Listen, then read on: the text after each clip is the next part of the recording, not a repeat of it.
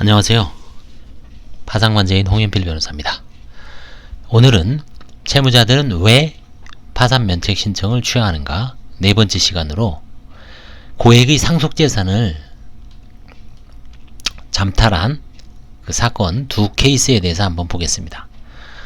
거의 비슷합니다. 아버님으로부터 땅을 물려받았고 건물을 물려받았습니다.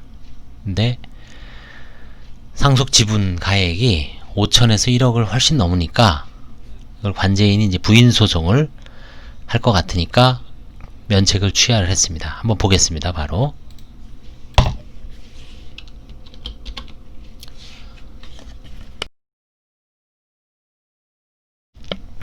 사안은 66기 2016년 11월 8일 선고된 사건입니다. 70년생 남자였고요. 신청 당시 만 46세였습니다.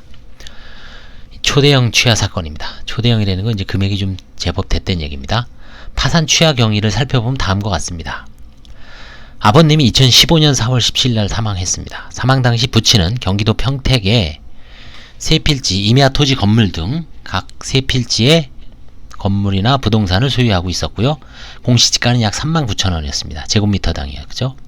이 부동산은 모두 어머니가 단독으로 상속받고 채무자는 상속 포기 신청을 별도로 하지 않고 협의 분할 과정에서 상속 지분을 포기하였고 상속 지분은 모친, 사남매의 상속인이 존재하므로 채무자의 지분은 11분의 2, 지분 가액은 공시지가로 치면 7천, 시가로는 거의 2배 이상 될 것 같았습니다. 1억 4천만 원 정도로 추정됐습니다.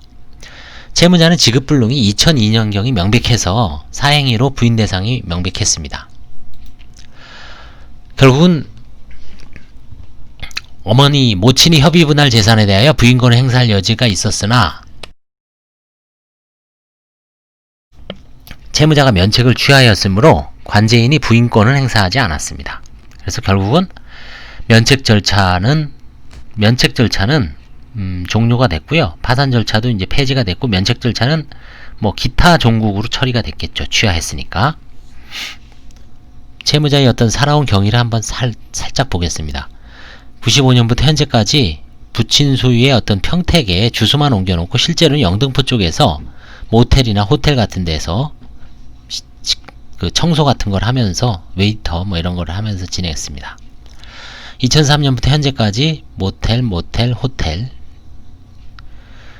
지급불능 시기는 2002년입니다. 유흥업소 웨이터 생활하면서 빚을 지고 일본에 체류하면서 식당을 운영하기도 하였으나 2001년경 불법 체류 단속으로 추방당했습니다. 이후 다시 술집 웨이터 생활을 하면서 채무를 변제하려고 이제 카드 돌려막고 그렇지만 이제 계속 악순환으로 반복이 됐고요. 2013년 고아남까지 알면서 주로 모텔에 일용직 청소 수입만으로는 생계마저 어렵고 채무를 감당할 수 없어서 파산에 이르렀습니다. 결혼도 안 하셨고요. 어머니가 73세 평택에 거주했습니다. 부채는 1억 2,200입니다. 이미 채무가 2002년경에 희망모아 국민행복 KRNC, 이 정리금융공사죠. 국민행복기관은 지금 자산관리공사가 하고 있고요. 희망모아 유동화는 이제 카드 채무를 이제 유동화하는 회사였죠. 일종의 다 공적기관이었습니다. 다음에 이제 채무자 명의 재산은 94년식 소나타, 2016년이니까 소나타도 13년차 차량이죠. 가치가 없습니다. 아버님의 재산은 이제 요 지금 평택에 있는 세 필지의 임야 토지 건물입니다. 채무자는 상속의 선급으로 그래서 이 사안은 상속의 선급은 아니고요. 관제인이 어머니를 상대로 부인 청구를 하려고 하자 어머니가 이제 이 사람은 지금 나중에 어머니 돌아가셨으면 또 받죠. 그래서 토해냈어야 되는데 뭐 부인 청구를 하려니까 면책을 취하했습니다. 그래서 이건 최소한 아마 한 7천에서 1억 정도는 받을 수 있는 사안이었는데 아쉽지만 폐지가 됐습니다. 그 다음에 두 번째 게 이제 상속의 선급 사건입니다. 특별수익. 자기는 생전에 아버님으로부터 특별수익, 상속에 버금갈 만한 도움을 받았기 때문에 이번에 상속을 실제로 받을 필요가 없다. 받을 수 없다.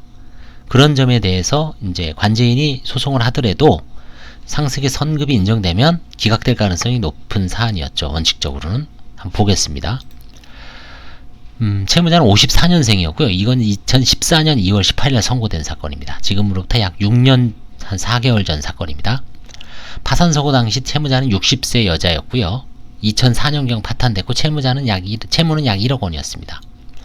2013년경 부친이 사망 당시 채무자의 몫으로 상속분이 고액이 평가가 됐습니다. 그 당시 지방에서 부산지방법원에서 사형이 취소 판결 오형록 판사라고 있습니다. 법률신문 한번 검색해 보십시오.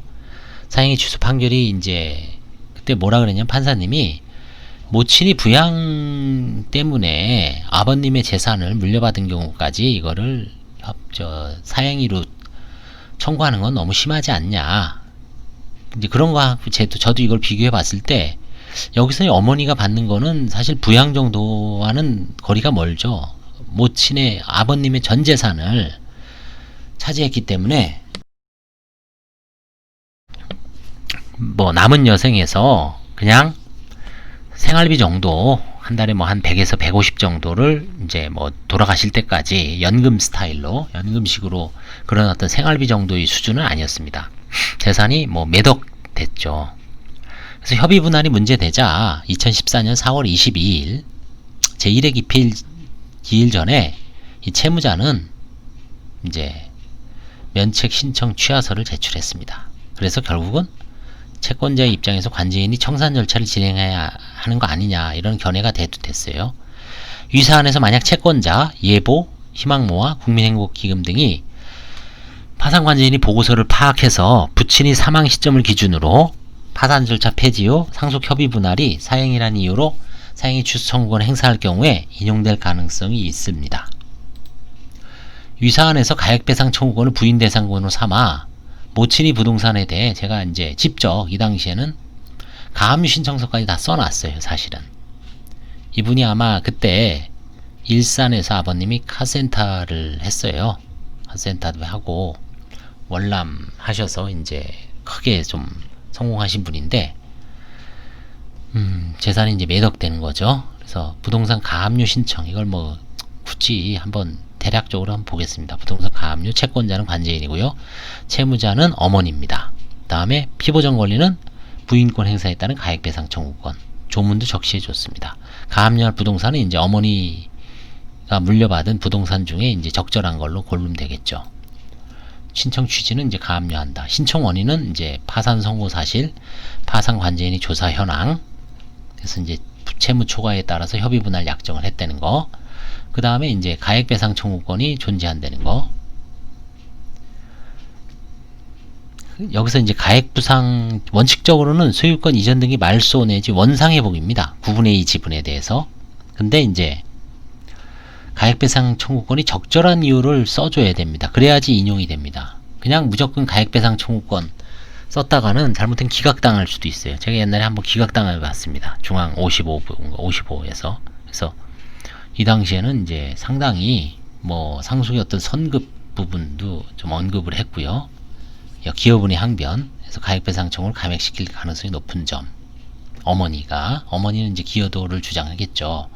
그 다음에 채무자는 상속분의 선급으로서 특별수익의 항변 같은 거를 난 아버님부터 결혼에 실패해서 두세 번 정도 실패해서 경제적 어려움이 있을 때마다 아버님으로부터 수시로 금전적 도움을 받았다.